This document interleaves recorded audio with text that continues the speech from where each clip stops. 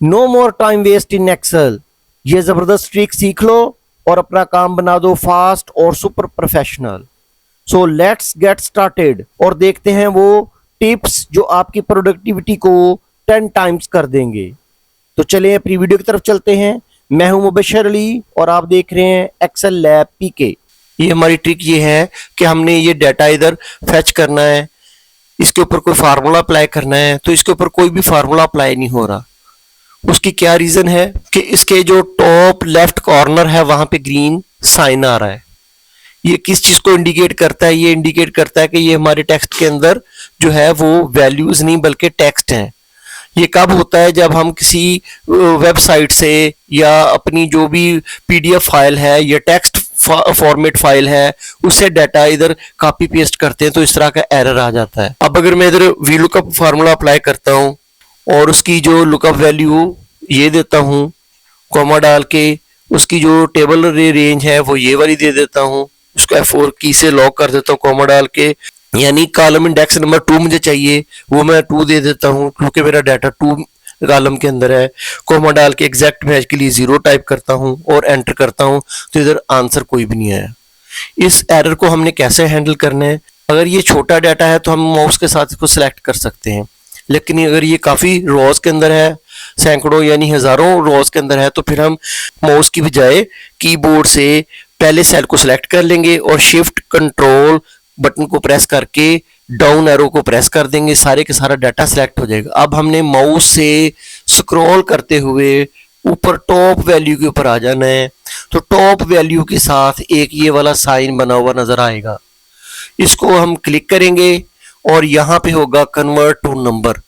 जैसे हम इसको कन्वर्ट टू नंबर करेंगे तो तमाम वैल्यू जो टेक्स्ट फॉर्मेट में थी वो नंबर्स में कन्वर्ट हो गई हैं और उसका आंसर जो वीलुकअप के जरिए हमें नहीं आ रहा था वो भी आ जाएगा। तो चलिए अपनी दूसरी टिप की तरफ जाते हैं। दूसरी टिप ये है कि हमारे पास कुछ प्रीवियस डेट की कोई वैल्यू पड़ी हुई थी, लिस्ट पड़ी हुई थी, तो अगर हमने किसी और बंदे को कंप्यूटर दिया, लॉगिन दिया, तो उसने उसके अंदर कुछ चेंजेस कर दी, तो अब हमने कंपेयर करना है कि जो प्रीवियस डेट की वैल्यू थी और न्यू जो वैल्यू है उसके अंदर कहाँ कहाँ पे चेंजेस आई हैं। तो हम इसको कंपेयर कैसे कर सकेंगे? इसके लिए हम दोनों जो लिस्ट है उनको सिलेक्ट करेंगे, F5 की प्रेस करेंगे कीबोर्ड से या कंट्रोल G प्रेस करेंगे तो एक गो टू की विंडो ओपन हो जाएगी। इसके ऊपर ये स्पेशल वाला जो बटन है इसको क्लिक करेंगे। इसको क्लिक करने के बाद हमने ये वाला जो गो टू स्पेशल का सिलेक्ट के साथ राइट साइड पे जो कॉलम आ रहा है उसमें टॉप जो ऑप्शन आ रहा है वो रो डिफरेंस का है, इसको हम सिलेक्ट करेंगे और ओके कर देंगे।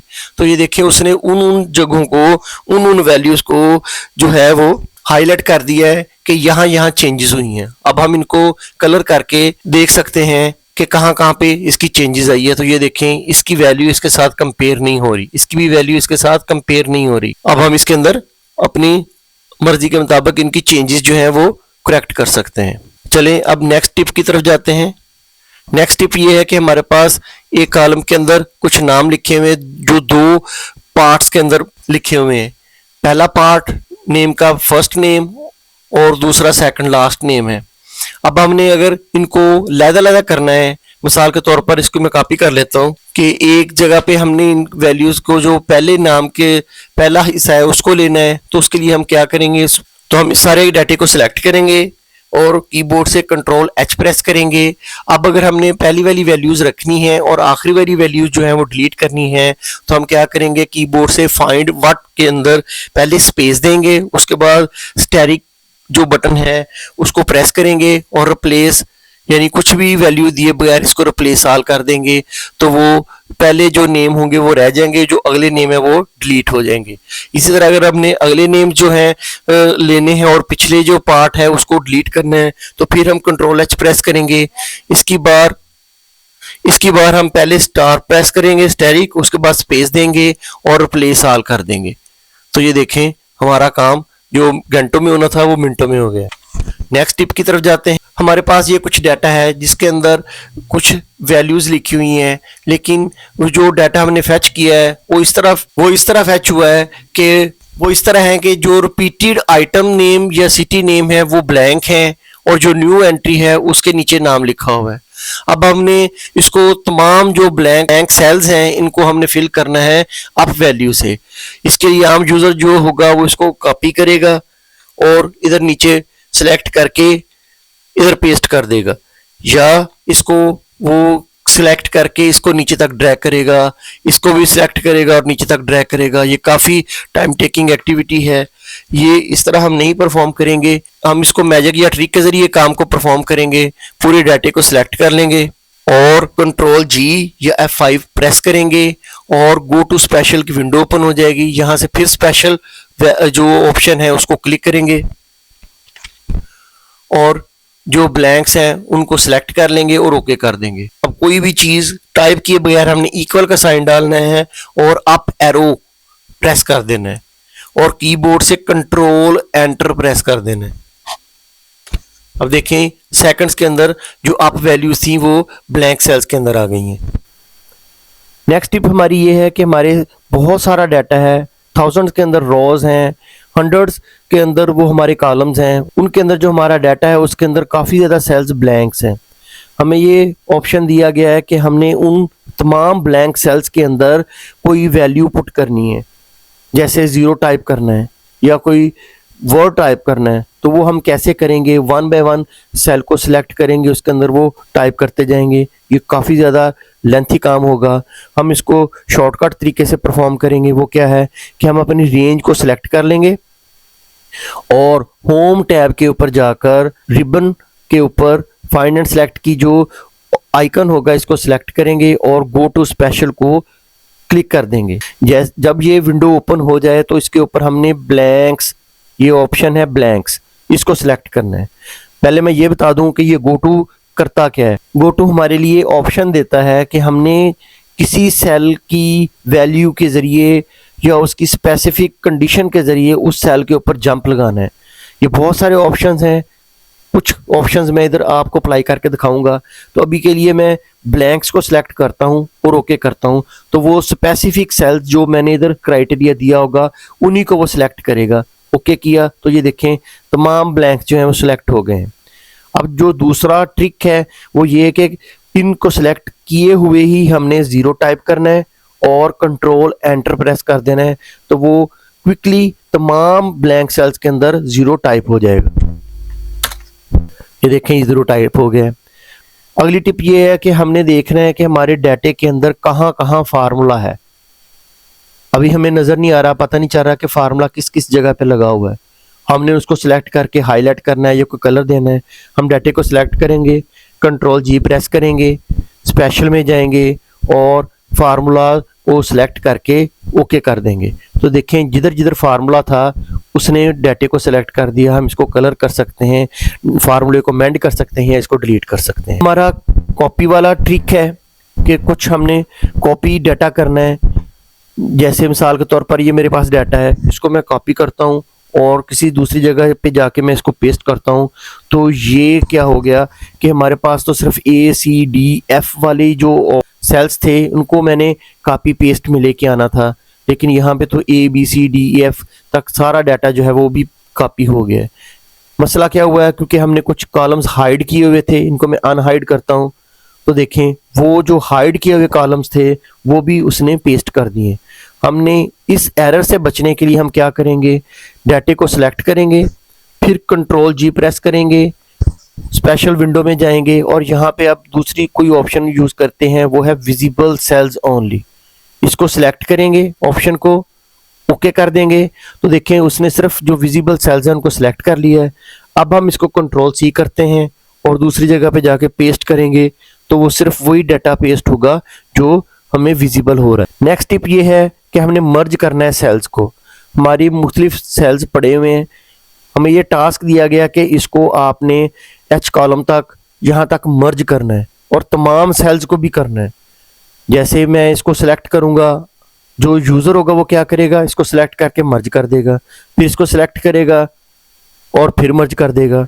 हम इस तरह परफॉर्म नहीं करेंगे। हम सारे डाटे को H कॉलम तक सिलेक्ट करेंगे और मर्ज एंड सेंटर की ड्रॉप डाउन जो लिस्ट होगी यहाँ से मर्ज अक्रॉस इसको सिलेक्ट करेंगे तो तमाम सेल्स एक ही वक्त में एक ही क्लिक के ऊपर मर्ज होके आ जाएंगे। नेक्स्ट टिप हमारी ये है कि हमने इन सेल्स के अंदर सम लगाना है जो ग्रीन कलर के हैं, ये रोज में भी हैं और कॉलम्स में भी हैं। जो यूज़र होगा वो क्या करेगा, वो इधर सम का फार्मूला टाइप करेगा, ब्रैकेट ओपन करेगा, इस रेंज को सिलेक्ट करेगा और अब जो आंसर आएगा इसको कॉपी करेगा और इधर तक पेस्ट कर देगा। इसी तरह फिर वो यहाँ पे जाके सम का फार्मूला अप्लाई करेगा और नीचे तक उसको पेस्ट कर देगा। हम इस तरह परफॉर्म नहीं करेंगे, हम इसको फास्टली क्विकली परफॉर्म करेंगे। हमने तमाम डाटे को, तमाम सेल्स को जिधर तक हमने सम लगाना है, उस रेंज को भी जहाँ पे हमने आंसर लेना है सिलेक्ट कर लिया और उसके बाद हम आल्ट इक्वल का साइन प्रेस करेंगे तो देखें क्विकली सम जो है वो अप्लाई हो गया। टिप के अंदर ये ऐसे है कि हमारे पास जितना भी डाटा है, पॉजिटिव नंबर्स को हमने नेगेटिव नंबर्स में कन्वर्ट करना है और नेगेटिव नंबर्स को हमने पॉजिटिव नंबर में कन्वर्ट करना है।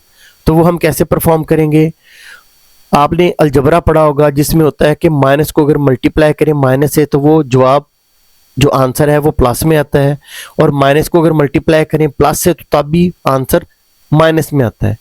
तो हमने क्या किया कि हमने मैजिक लगाने के लिए एक सेल के अंदर -1 टाइप किया, उसको कॉपी किया और रेंज को सिलेक्ट किया, राइट क्लिक किया, पेस्ट स्पेशल पे जाके हम इधर पेस्ट स्पेशल की विंडो के अंदर एक ऑपरेशंस का एरिया होगा, ग्रुप होगा, यहाँ पे मल्टीप्लाई वाले बटन को चेक करेंगे और ओके कर देंगे। तो देखिएगा कि जो प्लस वाले जो नंबर्स होंगे वो माइनस में कन्वर्ट हो जाएंगे और जो माइनस वाले नंबर थे वो प्लस में कन्वर्ट हो गए। नेक्स्ट टिप की तरफ जाते हैं। यहाँ पे हमने जितनी भी वैल्यूज हैं उनको हमने नेगेटिव नंबर्स के अंदर कन्वर्ट करना है। फिर दोबारा मैजिक लगाएंगे, -1 टाइप किया, कंट्रोल-C किया, रेंज को सिलेक्ट किया और पेस्ट स्पेशल में जाकर फिर हमने वही वाला ऑप्शन मल्टीप्लाई वाला यूज़ करना है और इसको ओके कर देना है। तो तमाम नंबर्स को वो माइनस में कन्वर्ट कर देगा। नेक्स्ट टिप हमारी ये है कि इस रेंज के अंदर जितनी भी नेगेटिव वैल्यूज हैं वो प्लस में आ जाएं और जो प्लस वाली हैं वो प्लस में ही रहें। हम क्या करेंगे, किसी भी सेल के अंदर जाके छोटा सा फार्मूला लिखेंगे, फार्मूला है ABS और रेंज जो सेल की होगी पहले वाले सेल की वो सिलेक्ट करके ब्रैकेट क्लोज करके एंटर कर देंगे और अब इसको नीचे तक ड्रैग कर देंगे। तो देखें माइनस वाली वैल्यू जो थी वो प्लस में साइन बन गया है और प्लस वाली ऑलरेडी प्लस में। इनको कॉपी हम पेस्ट कर सकते हैं अपनी डाटा रेंज के ऊपर, paste special, paste as value, okay. तो देखें वो प्लस वाले में कन्वर्ट हो गई। नेक्स्ट टिप हमारी डायनेमिक रेंज की है कि हम चार्ट के अंदर रेंज को कैसे डायनेमिक कर सकते हैं कि जैसे हम कोई और नई एंट्री करें तो वो वाली वैल्यूज जो हैं वो हमारे चार्ट के अंदर फैच होकर आ जाएं। इसके ऊपर मैं लेबल लगा देता हूं। अब अगर मैं अगस्त टाइप करता हूं तो इसकी वैल्यू इस रेंज के अंदर फैच होकर नहीं आई। इसको डायनामिक मैं कैसे करूंगा, डायनामिक करने के लिए मैं अपनी रेंज को सिलेक्ट कर लूंगा और कंट्रोल-T प्रेस करूंगा, यानी कि इस रेंज को मैं टेबल में कन्वर्ट कर दूंगा। माई टेबल हैज़ हेडर्स चेक्ड है, इसको ओके करूंगा। अब हमारी रेंज है वो डायनामिक बन गई है। अब अगर हम इसके ऊपर नई एंट्री करते हैं तो उसकी वैल्यू जो है वो फैच होके चार्ट के अंदर आना शुरू हो जाएगी। ये देखें। नेक्स्ट टिप की तरफ जाते हैं। इसके अंदर है कि हमारे पास ये एक मंथ वाइज सेल का डाटा है जो कि मुख्तलिफ ईयर्स में फॉल कर रहा है।